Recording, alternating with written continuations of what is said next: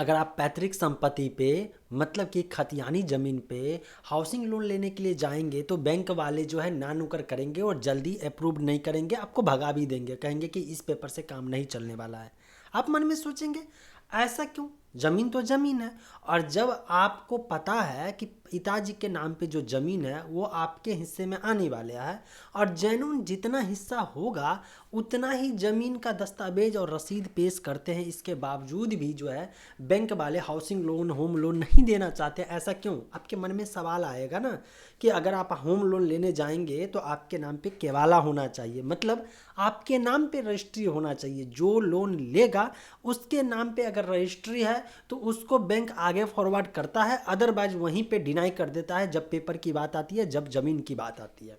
हम सभी लोग जानते हैं कि होम लोन के लिए ज़मीन का पेपर जिस पे बिल्डिंग बनेगा, घर बनेगा, और साथ साथ जिसके नाम पे लोन होगा उसका ITR income tax return file 3 साल का होना चाहिए। ऐसा क्यों?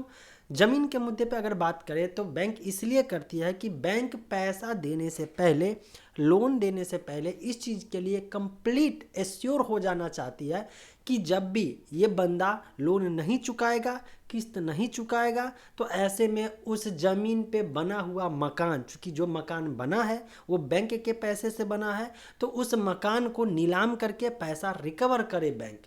और अगर ज़मीन का पेपर सही नहीं होगा और उस पर मकान बनेगा तो बैंक वाले जा करके उस ज़मीन को कब्जे में नहीं ले सकता है, उस मकान को कब्जे में नहीं ले सकता है और उस मकान को नीलाम भी नहीं कर सकता है। मन में आएगा ज़मीन तो ज़मीन, केवाला हो या पैतृक हो, तो समझिए ज़मीन की ओनरशिप की बात आती है। बैंक वाले इस लफड़े में नहीं पड़ना चाहते हैं कि जो पैतृक संपत्ति है, पिता से या माँ से मिला हुआ संपत्ति है, वो संपत्ति में इसका राइट कितना होगा।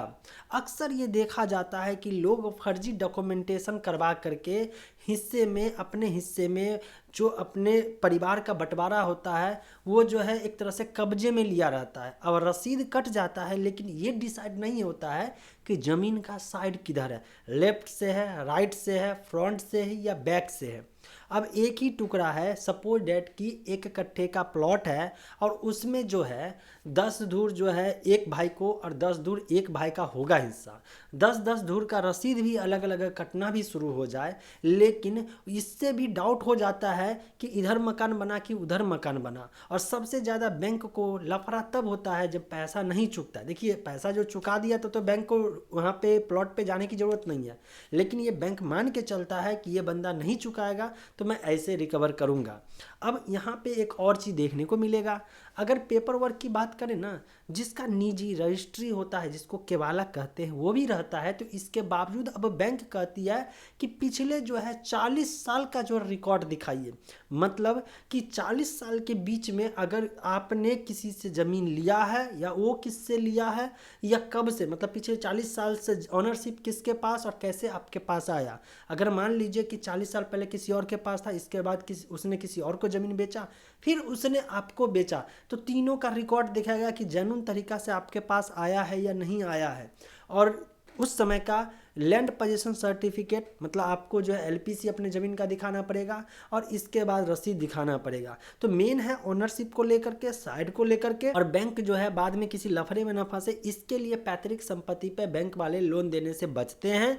ऐसा कहीं कानून में नहीं लिखा हुआ है कि पैतृक संपत्ति है तो लोन नहीं मिलेगा। सिंपल सी बात है, बैंक जो है बिजनेस कर रही है और वो जो है सोचती है कि मैं अपना पैसा ब्याज पे लगाऊं और ब्याज कमाऊं। अब उसका मूलधन कहीं जाके फंस जाए और बाद में रिकवरी करने के लिए अपना सर खुजाना शुरू करे, तो जो बैंक मैनेजर और जिस स्टाफ के साइन के कारण जो है लोन सैंक्शन होता है, उसके प्रमोशन और उसके सर्विस में जो है बहुत ज़्यादा दिक्कत का सामना करना पड़ता है ऐसे लोगों को। इसीलिए ये सब से वो बच के रहते हैं। अगर आप चाहते हैं पैतृक संपत्ति पे जो है आप अपना जो है एकदम ज़मीन जो है लेकर के और फिर मकान बनाएं, तो आप अपने जो भी ऊपर के हैं, मतलब कि जैसे कि आपके मम्मी या पापा, तो उनसे जो है आप अपना ज़मीन जो है रजिस्ट्री कराइए, कोशिश करिए रजिस्ट्री कराने का। नहीं तो अगर बिहार स्टेट में है तो इसके लिए अलग जो है प्रोसेस है, जो सस्ते में आपका जो है ज़मीन का बंटवारा हो जाएगा लीगल तरीके से, तब जाकर फिर बैंक में अप्लाई करेंगे तो आपका काम बन जाएगा। आई होप ये इन्फॉर्मेशन बड़े काम का है, आपको काम देगा, और इस इन्फॉर्मेशन से ज़रा भी फ़ायदा पहुँचे तो लोगों के साथ शेयर करके उनकी जानकारी बढ़ाइए। मिलते हैं फ्रेश और अपडेट के साथ अगले वीडियो।